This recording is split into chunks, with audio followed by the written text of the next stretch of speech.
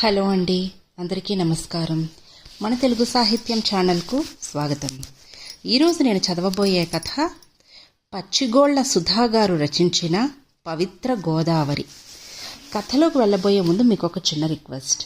మీరు మన ఛానల్ని ఫస్ట్ టైం చూస్తున్నట్లయితే తప్పకుండా సబ్స్క్రైబ్ చేసుకోండి. ఇక కథలోకి వెళ్దామా? సాయంత్రం 6 గంటలవుతోంది. వర్ష ఋతువు కావటం వలన అప్పటికే చీకటి పడిపోయింది. కాలువ గట్టు మీద చందు, స్నేహ తప్ప ఎవ్వరూ లేరు. ప్రశాంతంగా ప్రవహించే కాలువ నీటిలో రాళ్లు విసురుతూ కూర్చున్నాడు చందు. చందు, తీయగా పిలిచింది స్నేహ. ఏ చందు, మాట్లాడవే. స్నేహ, ఇక ముందు నేను మోగవాణ్ణే కదా, దిగులుగా అన్నాడు. పిచ్చి చందు, నా మనసెప్పుడు నీతోనే ఉంటుంది. నిన్ను వదిలి వెళ్ళిపోవటం నాకు మాత్రం ఇష్టమా అనుకున్నావా? ఒక్క క్షణం కూడా నిన్ను చూడకుండా ఉండలేని నా మనసును అడుగు తెలుస్తోంది. స్నేహ, ఈ సృష్టిలో ఎన్నో నాకు ఇష్టమైనవి ఉన్నాయి. అమ్మంటే నాకెంతో ఇష్టం. అయినా ఎప్పుడు దాని దగ్గరగా కూడా వెళ్ళలేకపోయేవాడిని పిరికితనం వలన. గులాబీ అంటే ఎంతో ఇష్టం. గంట పూర్తి కాకముందే వాడిపోయేవి. అయినా ఎందుకో నాకంతగా బాధ అనిపించేది కాదు. కానీ స్నేహ, నువ్వంటే నాకెంత ఇష్టమో తెలుసా? నువ్వు నాకు దూరం అవుతున్నావని తలుచుకుంటే నేనెందుకో భరించలేకపోతున్నాను. ఈ శరీరంలో నుండి ప్రాణం బలవంతంగా పారిపోతున్నట్టు అనిపిస్తోంది. చందు, అలా మాట్లాడుకు. నువ్వు అలా మాట్లాడితే నాకు ఏడుపు వస్తుంది అంటూ చందు ముఖాన్ని 2 చేతుల మధ్య తీసుకొని ముద్దు పెట్టింది. చందు చంటి పిల్లాడిలా ఆమె ఒడిలో పడుకొని చేతులతో ఆమె నుడుముని చుట్టేసి, స్నేహ, నన్ను నీతో తీసుకుపో అన్నాడు. చందు, కొన్ని రోజులు ఓపిక పట్టు. తప్పకుండా మనకు మంచి రోజులు వస్తాయి. నీ నీడలో బ్రతికే అవకాశం, అదృష్టం నేను పొందగలనన్న నమ్మకం నాకుంది. చందు పెదవుల్ని చూపుడు వేలతో రాసింది. మరికొంత కిందకి పోనిచ్చి విశాలమైన గుండె భాగాన ప్రేమ కావ్యాలు రాసింది. స్నేహ, నువ్వు ఊరు వెళ్ళాక రోజుకో లెటర్ రాస్తావు కదూ. ఆ లెటర్తో నా మామూలు మర్చిపోవు కదూ. నీ మామూలా అంటే? ఏ మొద్దు, మామూలంటే తెలియని ప్రియురాలు కూడా ప్రియురాలేనా? ఏమో బాబు, ఇవన్నీ నాకు తెలియవు. చందుకి ఆమె అలా బొంగమూతి పెడితే చాలా ఇష్టం. స్నేహ, మీ అమ్మగారికి ఇదేం సరదా? సంవత్సరమైనా ఒక ఊళ్ళో స్థిరపడకుండా మరో ఊరు వెళ్ళటం. నిజంగా చందు, అమ్మ సమాజానికి భయపడే వ్యక్తి. ఈ కాలం మనిషి కాదు. తనకున్న ఆస్తి, అంతస్తు, పరువు, మర్యాద అన్నీ నేనే అనుకుంటుంది. ఎవరైనా మా గురించి ఒక్క మాట అనుకున్నారని తెలిసిన వెంటనే ఆ ఊరు నుంచి మరో ఊరు పయనమవుతుంది. ఎంత చెప్పినా వినదు. నీకేం తెలీదు, నువ్వు ఊరుకో చిన్నదాని అంటుంది. ఆమె మనసు కష్టపెట్టలేక ఆమె వెనుకే నేను వెళ్ళక తప్పటం లేదు. ఈసారి నేను కూడా నీతోనే వచ్చేస్తాను.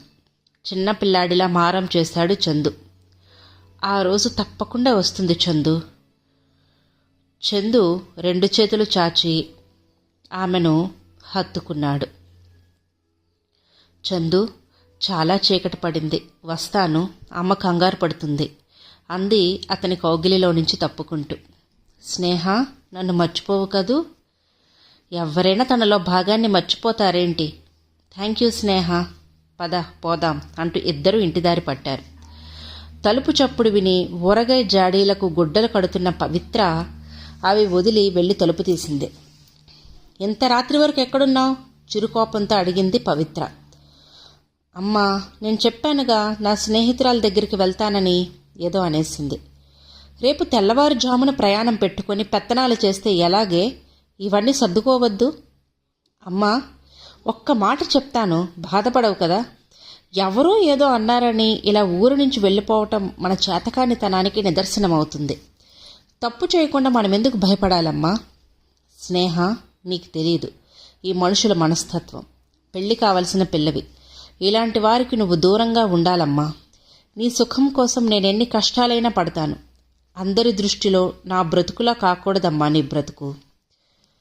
అమ్మా, ఈ సమాజానికి భయపడి ఎంత దూరం, ఎంతకాలం పరిగెత్తగలమో?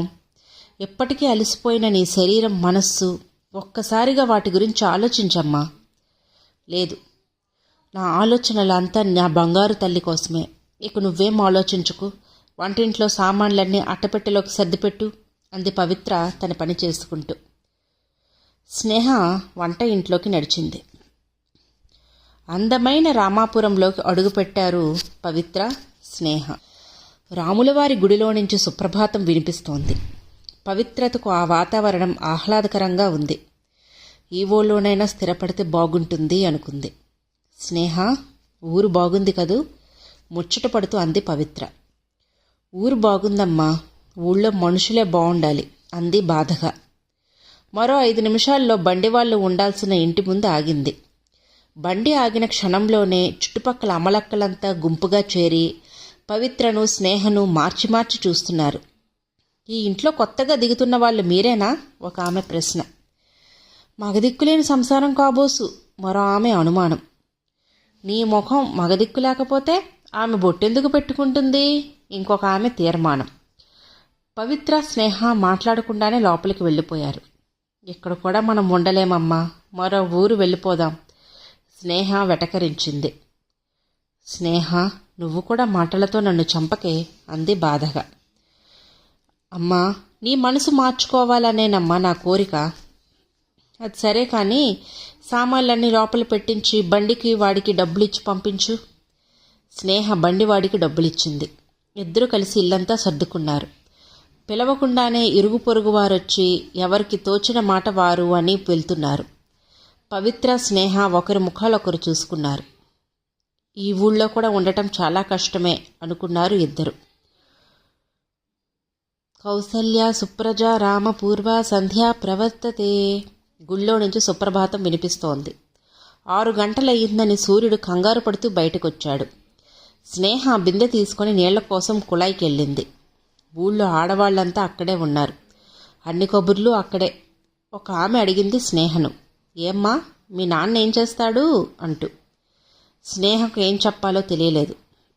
మా నాన్న లేరు, చిన్నప్పుడే పోయారు. ఎలాగో సమాధానం చెప్పేసింది. మరైతే నుదుట బొట్టు? మరో ఆమె నోరు తెరిచింది ఆశ్చర్యపోతూ. ఇప్పుడు బొట్టు, పూలు, గాజులు ఎవరు తీస్తున్నారు? కలికాలం ఫ్యాషన్లు. అయినా మనకెందుకు? ఇంకో ఆమె సాగదీసింది. పిన్నిగారు, ఆవిడగారి తండ్రి గారు చచ్చిపోలేదు, పెళ్ళాన్ని ఎప్పుడో వదిలి వెళ్ళిపోయాడని చెప్తోంది. అలాగా? అయ్యో పాపం బుగ్గలు నొక్కుంది. స్నేహకు అక్కడ ఉండాలనిపించలేదు. బిందె తీసుకుని ఇంట్లోకి పరిగెత్తింది. జరిగిన విషయం ఏమీ తల్లితో చెప్పలేదు, తల్లి బాధపడుతుందని. నీళ్లు తేలేదే అని అడిగిన తల్లికి కుళాయి కట్టేశాడని అబద్ధం ఆడింది. రాత్రి 10 గంటలయ్యింది. స్నేహ, పవిత్ర మంచంపై వాలారు. స్నేహకు నిద్ర పట్టలేదు. పవిత్రమైన తల్లిని అందరూ అలా చులకనగా మాట్లాడటం భరించలేకపోతోంది. అమ్మ గురించి వాళ్ళకేం తెలుసు? తనకు తెలుసుండగా అమ్మ ఎలాంటి సుఖమూ పొందలేదు. లోకమంతా తనే అనుకుని పెంచింది. అమ్మ నిజంగా దేవత. ఆమె పవిత్రతను గుర్తించలేని వీళ్ళు నిజంగా మనుషులు కారు అనుకుంది. పవిత్రకు కూడా నిద్ర పట్టడం లేదు. ఆమె ఆలోచనలు ఆమెకు. జీవితంలో ఆమె స్నేహకు పెళ్లి చేయగలదా? తను వెళ్ళిపోతే స్నేహను చూడటానికి ఎవరుంటారు? ఒంటరిగా ఈ సమాజంలో తను బ్రతకలేదు. తను ఉండగానే స్నేహకు ఒక తోడు చూడాలి అనుకుంది. రాత్రంతా ఆలోచనలతో ఇద్దరూ సరిగ్గా నిద్రపోలేకపోయారు. ఎవరి మనసులోని భావాల్ని వారు విషంలా మృంగుతూ ఒకరికొకరు అమృతాన్ని అందించుకోగల ప్రేమమూర్తులు పవిత్ర, స్నేహ. పవిత్ర గుడికి బయలుదేరింది. స్నేహ తల్లిని పంపించి తలుపు వేసుకొని లోపలికి 2 అడుగులు వేసిందో లేదో తలుపు మీద దబదబా చొప్పుడయింది. తల్లి ఏదైనా మర్చిపోయి తిరిగి వచ్చిందేమో అనుకుంటూ తలుపు తీసిన స్నేహ ఎదురుగా ఉన్న వ్యక్తిని చూసి నోట మాట రానిదానిలా మోగగా ఉండిపోయింది. అప్పుడే నన్ను మర్చిపోయావన్న మాట. చందు! అమాంతంగా అతన్ని కౌగిలిలోకి చేరిపోయి వెక్కి వెక్కి ఏడ్చేసింది స్నేహ.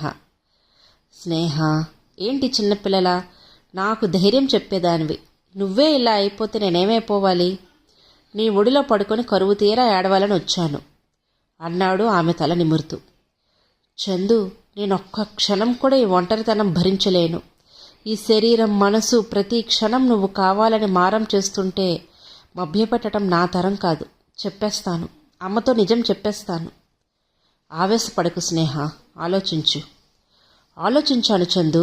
నువ్వే నా ప్రాణం, నువ్వే నా జీవితం, నువ్వే నా సర్వస్వం, నువ్వే నా లోకం అంటూ అతన్ని కౌగిలించుకొని ఆమె ప్రేమను తెలియచేసింది. స్నేహ ప్రేమ పిచ్చిలో చందు శరీరం నలిగిపోయింది.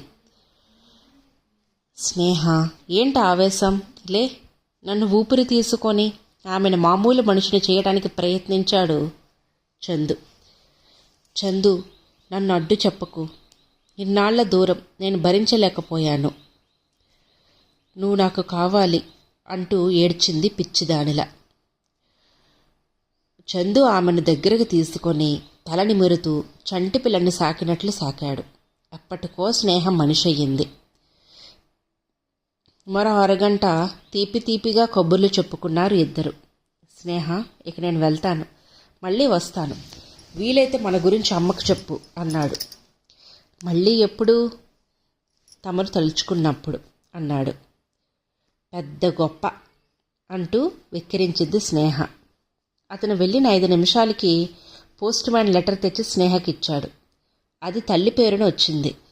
ఇంతవరకు తను పుట్టి పెరిగాక తల్లికి ఎవరి దగ్గర నుంచి ఉత్తరాలు రావటం తనకు తెలియదు. అయినా తమకు ఉత్తరాలు రాసేవారు ఎవరున్నారని అమ్మ అంటూ ఉండేది. నాకు నువ్వు, నీకు నేను, మనకెవ్వరూ లేరమ్మా అంటూ. అలాంటిది ఈరోజు అమ్మ పేరు మీద లెటర్ వచ్చిందంటే ఎవరై ఉంటారు? స్నేహ ఇంక కవరు విప్పకుండా ఉండలేకపోయింది. ఒకరి ఉత్తరం మరొకరు చదవటం సంస్కారం కాదని తెలిసినా చదవటానికే నిర్ణయించుకుంది. తలుపు గడియ పెట్టి రూంలోకి వచ్చింది. కవరు విప్పి మొదటి వాక్యం చదువుతూనే కంపించిపోయింది. ప్రియమైన పవిత్ర, ఎలా ఉన్నావు? నిన్ను చూసి ఎన్నాళ్ళయ్యిందో. ఒక్కసారి కూడా నన్ను చూడాలనిపించలేదా? నేను చేసింది తప్పేనని ఒప్పుకుంటాను. నువ్వు నా కళ్ళకి కనిపించకుండా పెద్ద శిక్ష వేశావు. ఊరు మారానని తెలుసుకున్నాను. ఎలా తెలుసుకున్నానని ఆశ్చర్యపోకు. ఎప్పుడు నిన్నే వెంటాడే నా కళ్ళకు నువ్వెంత దూరం వెళ్ళినా కనిపిస్తావు. ఈ మధ్య బాగా చిక్కిపోయాం. ఆరోగ్యం జాగ్రత్త. పవిత్ర, నా మామూలు ఎప్పుడిస్తావు? ఈ జీవితం వెళ్ళబుచ్చేలోపు ఒక్కసారి నిన్ను చూడాలని, నీతో మాట్లాడాలని నా ప్రాణం కొట్టుకుంటోంది. నా కోరిక మన్నించగలవా? మన స్నేహానికి ముద్దులు. వెంటనే ఉంటాను. నీకెవరో నేను తెలుసు. ఉత్తరమంతా చదివిన స్నేహ మనసులో అగ్నిపర్వతాలు బ్రద్దలయ్యాయి. ఆకాశం విరిగి మీద పడినట్లయింది. భూదేవి కంపించినట్లయింది. ఎవ్వరు ఏమనుకున్నా తను మాత్రం తల్లిని మనస్ఫూర్తిగా నమ్మింది. దేవతలా కొలిచింది. మరమ్మ ఏం చేసింది? తనని మోసం చేసింది. అక్రమ సంబంధం వలనే తను పుట్టిందా? లేక అమ్మని అతను అన్యాయం చేశాడా? చేస్తే అమ్మ తనతో అలా ఎందుకు చెప్తుంది? నాన్న మతి స్థిరం లేక ఇంటి నుంచి వెళ్ళిపోయాడని అమ్మ తన దగ్గర అబద్ధం ఎందుకు చెప్పింది? అమ్మ నలుగురు అనుకునే విధంగా చచ, అమ్మ అలాంటిది కాకూడదు. మరి ఉత్తరం ఏంటి? ఎంత ధైర్యంగా రాశాడు. మామూలట. మామూలు తనని చందు అడిగినప్పుడు కూడా తను ఎంత సిగ్గుపడిందని.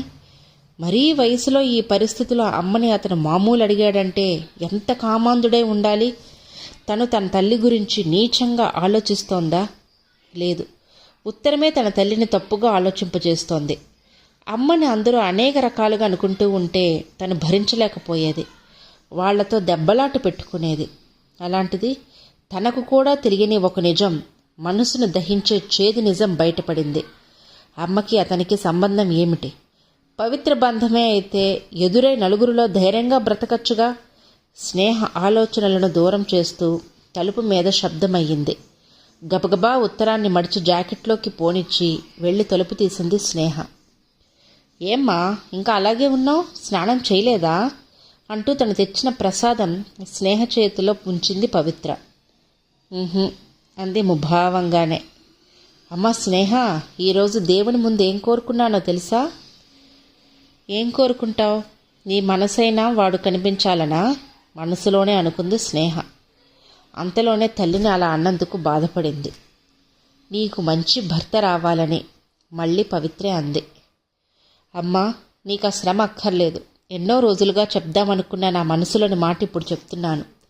చందు నేను ప్రేమించుకున్నాం. చందు నా ప్రాణం. అతనే నా భర్త. స్నేహ మాటల్లో దృఢత్వం కనిపిస్తోంది. ఆ అనాథనా? నేనుండగా చందు అనాథ కాడమ్మా.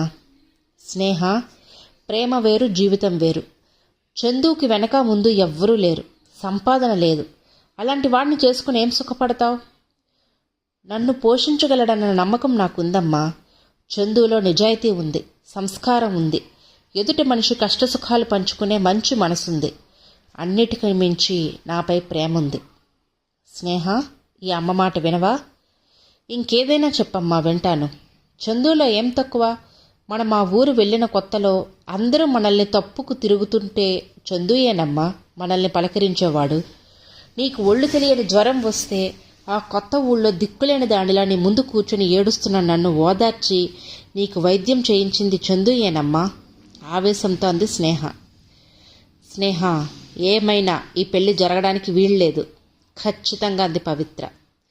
జరిగి తీరుతుంది, అంతకన్నా ఖచ్చితంగా అంది స్నేహ. తెలిసి తెలియని వయసులో తీసుకున్న నిర్ణయాలు జీవితాన్ని చీకటి చేస్తాయి. స్నేహ, నా మాట విను. నా ప్రాణంగా పెంచాను. ఎవ్వరూ లేని నాకు దీపం నువ్వనుకున్నాను. అలాంటి నన్ను బాధ పెట్టకు. అమ్మా, నీకసలు ప్రేమ గురించి తెలుసా? వెటకరించింది. తెలుసమ్మా, లేకపోతే నిన్ను ఇంత ప్రాణప్రదంగా ప్రేమించలేనేమో. అయితే చందుకి నాకు అడ్డురాకు. అమ్మా స్నేహ, పవిత్ర కళ్ళల్లో నీరూరింది.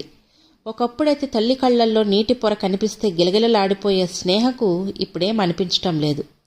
ఆ ఉత్తరమే తన హృదయాన్ని కత్తితో కోస్తోంది. స్నేహ, చివరిసారిగా చెప్తున్నాను, చందుని మర్చిపో. నేను చివరిసారిగా చెప్తున్నాను, చందునే చేసుకుంటాను. స్నేహ, నీకు తల్లంటే గౌరవం లేదా? ఏడుస్తూ అంది. ఉండేదమ్మా ఒకప్పుడు.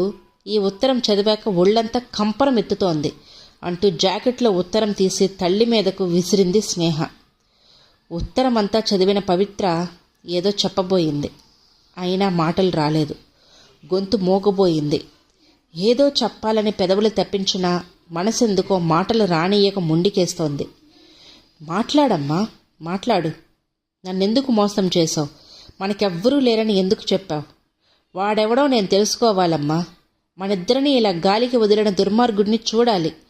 నన్ను నీ ప్రాణమన్నావు, మరెందుకు ఈ నిజం నా దగ్గర దాచావు? స్నేహ కళ్ళు ఎర్రగా అయ్యే. అమ్మా స్నేహ, నిన్ను నేను మోసం చెయ్యలేదు. నా ప్రాణం కన్నా ఎక్కువగా చూసుకున్నాను. ఈ ఉత్తరం విషయం సమయం వచ్చినప్పుడు చెప్తాను. అంతవరకు ఓపిక పట్టమ్మా. నీ తల్లిని చెడ్డగా ఊహించుకు. నేను భరించలేను. నిన్ను చూసుకుని బ్రతికే నాకు బ్రతికే లేకుండా చేయకు. తప్పు చెయ్యనప్పుడు ఎందుకమ్మా భయం? వాడెవడో నేను తెలుసుకుంటేనే కానీ పచ్చి మంచినీళ్ళు కూడా ముట్టను. స్నేహ, చెప్పమ్మా. భగవంతుడా, ఎందుకయ్యా నా జీవితంతో ఇలా ఆటలాడుతున్నావు? ఏడుస్తూనే చేతులు జోడించింది పవిత్ర. ఏడిస్తే సమస్యలు తీరిపోవమ్మా. అందరూ అనుకునేది నిజమైతే ఈ జీవితం నాకు అక్కర్లేదు. ఇప్పుడే ఇక్కడే నీ కళ్ళ ముందే. అమ్మ స్నేహ, అంత మాట అనకు. చెప్తాను, అంతా చెప్తాను. అమ్మా పవిత్ర, నువ్వు కాదు చెప్పేది, నేను చెప్తాను అంటూ ఆ క్షణంలో అక్కడికి వచ్చిన 60 ఏళ్ల అతన్ని చూసిన స్నేహ ఆశ్చర్యపోయింది. అంతకు ముందెప్పుడూ అతన్ని చూడలేదు.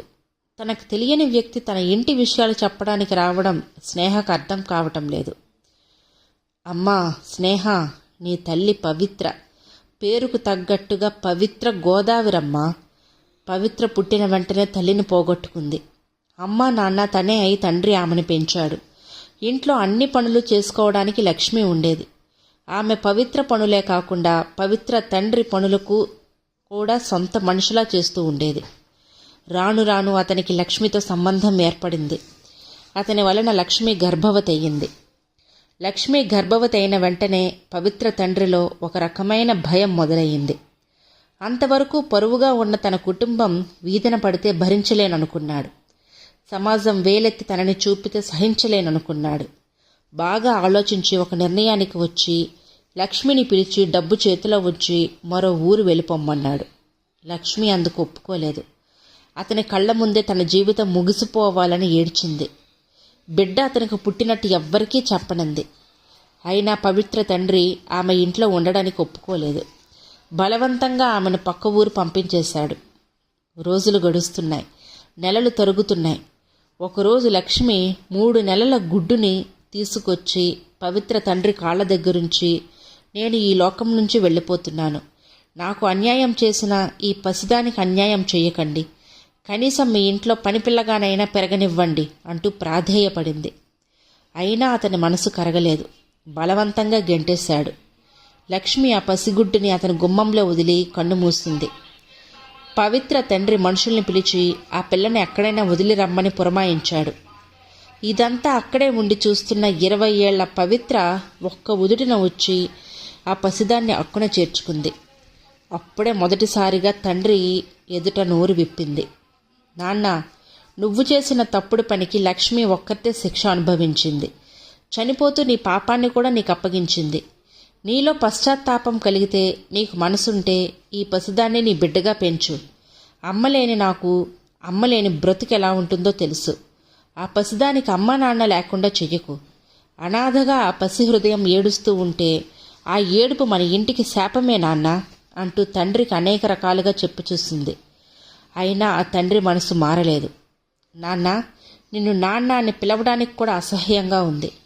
కామంతో కళ్ళు మూసుకుపోయి లక్ష్మి బ్రతుకుతో ఆడుకుంటున్నప్పుడు నీకు ఈ సమాజం గుర్తురాలేదా? సొంత మనిషిలా ఆమెతో సేవలు పొందినప్పుడు ఈ సమాజం గుర్తురాలేదా? నువ్వు చేసిన పనికి గర్భవతి అయిన ఆడదాన్ని డబ్బుతో తూకం వేసి నిర్దాక్షిణ్యంగా బయటకు గెంటేశావు. 9 నెలలు నీ పాపాన్ని మోసి కని అలిసిపోయి ఈ లోకాన్నే వదిలి వెళ్ళిపోయిన ఆమెను మనిషిగా నువ్వేం చేయగలవు? ఏది ఏమైనా ఈ పసిది అనాథ కాకూడదు దృఢంగా అంది. పవిత్ర తండ్రి ఈ విషయం గురించి 2 రాత్రులు 2 పగళ్ళు ఘర్షణ పడ్డారు. తండ్రి ఆ పసిదాన్ని పెంచడానికి ఎంత మాత్రం ఒప్పుకోలేదు. కనీసం ఆ పిల్ల కళ్ళకు కనిపించకూడదన్నారు. దాంతో పవిత్ర ఒక నిర్ణయానికి వచ్చి ఆ పిల్లని తీసుకొని కొంత డబ్బు తీసుకొని ఆ ఊరు వదిలి తండ్రితో తెగతెంపులు తీసుకొని మరో ఊరు వచ్చేసింది. తన పెళ్లి మాట మర్చిపోయి, తన సుఖాలు మర్చిపోయి అన్నీ ఆ పసిదే అనుకొని సమాజానికి సమాధానం చెప్తూ ఆ పిల్లను 20 ఏళ్లు కంటికి రెప్పలా కాచిన పవిత్ర మూర్తమ్మ నీ తల్లి. ఆ పిల్ల ఎవరో కాదు, నువ్వే. ఆ తండ్రి ఎవరో కాదు, నేనే అంటూ ఆగాడు. అమ్మా, మరి మాటలు రాలేదు స్నేహకు. పవిత్ర గుండెల్లో పసి పాపలా కరిగిపోయింది స్నేహ. అమ్మా, అక్కవైన నువ్వు అమ్మగా నన్ను పెంచి నీ సుఖాలు వదులుకొని నా కోసం బ్రతుకుతున్న నిన్ను అనరాని మాటలు అన్నానమ్మా. నన్ను శిక్షించమ్మా, నన్ను చంపేయి, నన్ను ఏదైనా చేసే పిచ్చిదానిలా ఏడ్చింది. జుట్టు పీక్కుంది స్నేహ. అమ్మా స్నేహ, నువ్వు లక్ష్మీ కూతురు అన్న సంగతి నువ్వు నా చేతుల్లోకి రాగానే మర్చిపోయాను. నిన్ను నా బిడ్డగానే పెంచుకున్నాను. స్నేహ, నువ్వు లేకపోతే నేను లేనమ్మా అంటూ స్నేహను గుండెలకు హత్తుకుంది. అమ్మా స్నేహ, నన్ను క్షమించమ్మా. పశ్చాత్తాపంతో ఆ ముసలి హృదయం పడే ఆవేదన కన్నీటి రూపంలో మాధవరావు చంపల్ని తడిపేశాయి. నాన్న అంటూ అతని గుండెల్లో ఒదిగిపోయింది స్నేహ. ఇంత తెలిసినా ఇంకా ఏదో తెలియనిది మిగిలిపోయినట్టు అనిపించింది స్నేహకు. మరి ఆ ఉత్తరం రాసింది ఎవరు అడిగింది. నేనేనమ్మా. ఇన్నేళ్లు పవిత్రకు దూరంగానే బ్రతికాను.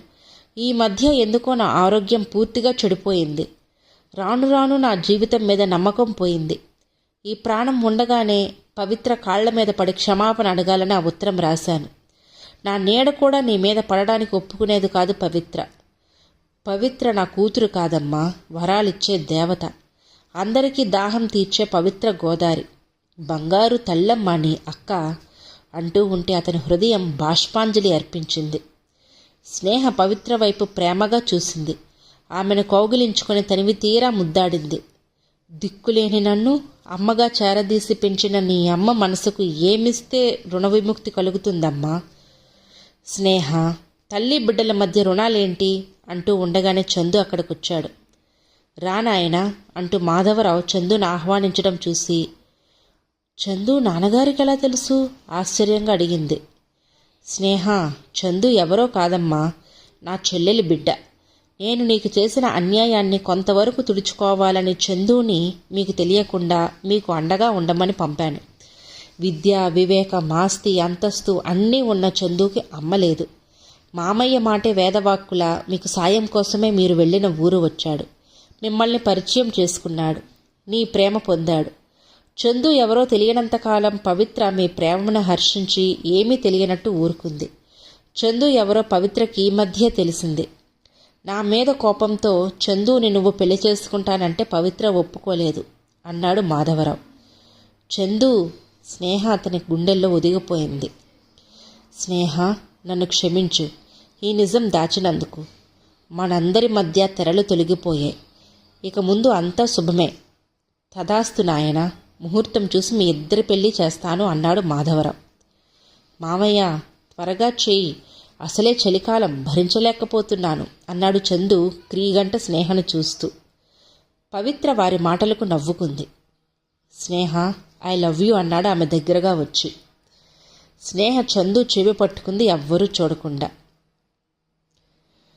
గలగలా నవ్వులు.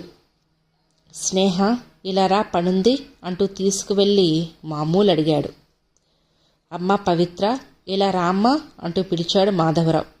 నన్ను క్షమించమ్మా. వయసొచ్చిన పిల్లని ఇంట్లో పెట్టుకొని మరో పిల్లతో కామంతో కళ్ళు మూసుకుపోయి గడిపినందుకు ఇన్నాళ్ళు అనాథలా బ్రతికాను. ఈ శిక్ష చాలమ్మా. ఈ చివరి జీవితం నీ ఒడిలో తల ఆనించి తనువు చాలించాలి. ఏ తండ్రి నాలా కామాంధుడు కాకూడదు. నాకన్నా వయసులో చిన్నదానివైన నీ సంస్కారం, త్యాగం నన్ను చిన్నవాడిని చేశాయి. నీలాంటి కూతురుంటే ప్రతి తండ్రి జీవితం ధన్యమేనమ్మా అన్నారు ఏడుస్తూ. నాన్న, పవిత్ర తండ్రి ఒడిలో ఒదిగిపోయింది. ఇంతవరకు పవిత్ర అలసిపోయింది. ఆ అలసట తండ్రి ఒడిలో తీర్చుకుంటోంది. అమ్మా పవిత్ర, నా మామూలేదిరా ఎంతో ప్రేమగా అడిగారు మాధవరావు గతాన్ని కళ్ళ ముందుకు తెచ్చుకుంటూ. పవిత్ర తండ్రి ముఖాన్ని చేతుల మధ్యకు తీసుకుని నుదుటిన ముద్దిచ్చింది. ఇదండి కథ. ఈ కథ గనక మీకు నచ్చినట్లయితే లైక్ చేయండి, షేర్ చేయండి. అలాగే మరిన్ని ఇంట్రెస్టింగ్ కథల కోసం మన ఛానల్ను తప్పకుండా సబ్స్క్రైబ్ చేసుకోండి. Thank you.